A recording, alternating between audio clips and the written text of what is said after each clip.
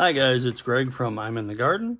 It's been kind of a long, warm winter here in Minnesota, and we haven't had a whole lot of snow, but still haven't been able to get out in the garden. So tonight I'm coming from the inside of my dining room to start planting some seedlings or seeds to get them started so that we can have plenty of plants ready to go when it gets past that first frost.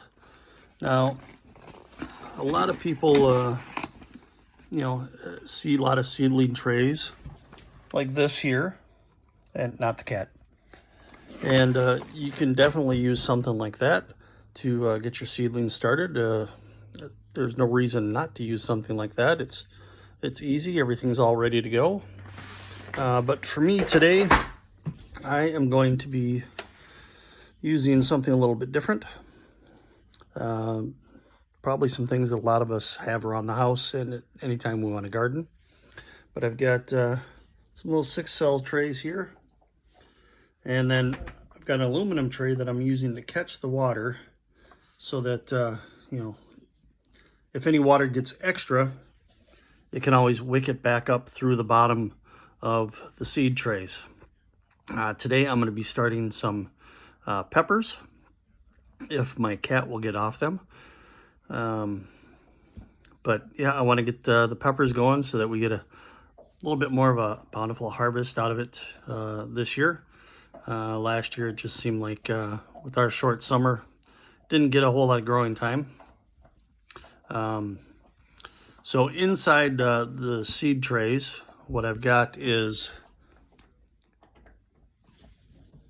Jiffy seed starting mix. It's got the peat moss, coconut coir, vermiculite. So it's all gonna help with nutrients, soil, or not soil, but water drainage, and then the moisture retention so that the seeds will have enough. And then I recently just picked up VivoSun.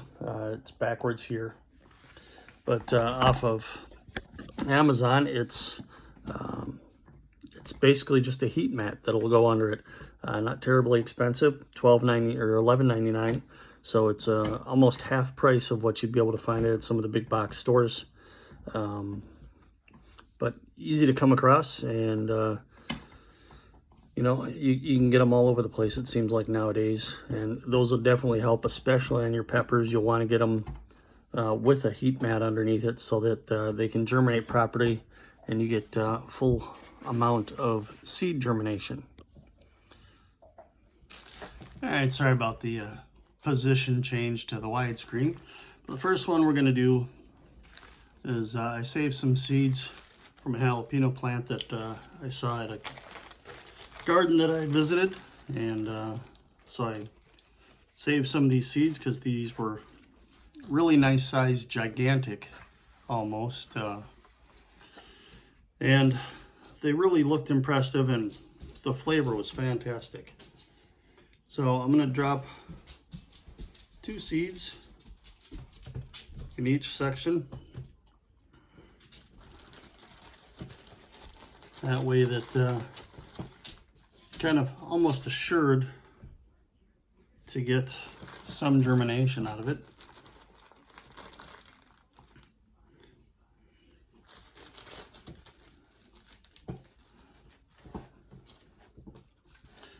And the next one we're going to do is Corno di Toro. It's an Italian sweet pepper, great for roasting.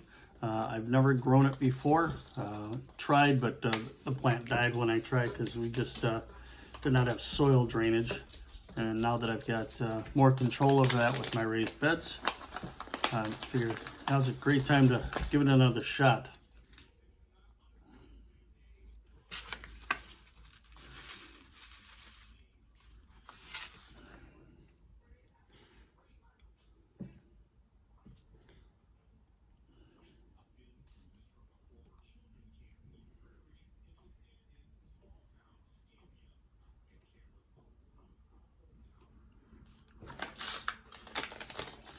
All right, and then some habaneros. Grew these before, but I only had one that it gave me out. So I'm going to grow a couple of plants this year and see if we can get a couple of peppers at least off of it. They are a little out of my heat range for comfortable, but mixing them in with other things, they usually aren't too horrible.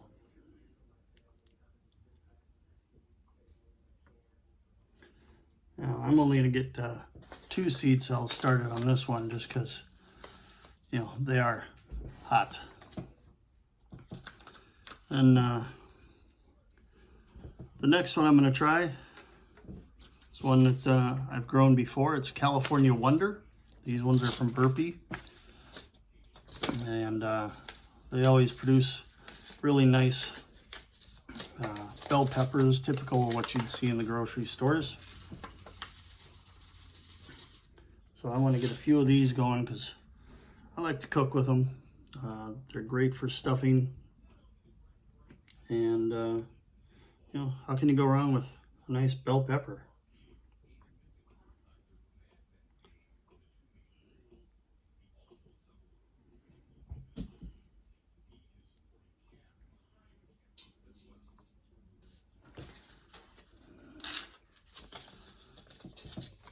And then the last one is a new one to me, canary bell pepper. Another sweet bell pepper is supposed to have a pretty thick skin, and they're supposed to be, you know, really good for cooking, eating, stuffing.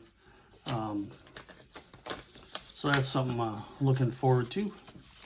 And with bell peppers, you can always freeze them too if you get, you know, a bumper crop out of it, and then you don't have to worry so much about it. You can use them all winter long, which is what my goal is this year, is to get a bunch of veggies, put them in the freezer, you know, or can them, pickle them, so that we can have stuff to last us all winter long. So now after you've got all your seeds in, kind of give them a little tamp down, and then you're going to want to add just a little bit more of the seed starting mix on top of that, and give it a spray. And then once that's all done, I'm going to cover it with some plastic wrap just to kind of keep the moisture and humidity in, and then we're going to put it on the mat and let it go, and hopefully within a week or two we should have lots of it germinated. All right, so here it is. I've got the plastic wrap on to keep the moisture in, got the tray to catch any extra water, and then once they do start germinating, one of the great things about doing it this way is you can add the water to the tray and it will suck it up, you know, seep into the plants as they need it. Got the heat mat plugged in, ready to go, and now just got to wait a couple of days for it to you know, start germinating, and within a couple of weeks we should be ready to go. And that's all for today. Once again, I'm Greg. I'm in the garden, and we'll see you soon.